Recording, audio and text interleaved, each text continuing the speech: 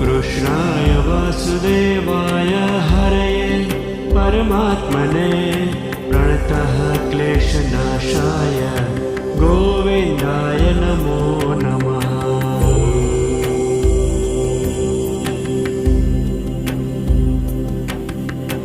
ॐ कृष्णाय वासुदेवाय हरये परमात्मने प्रणतः क्लेशनाशाय गोविन्दाय नमो नमः।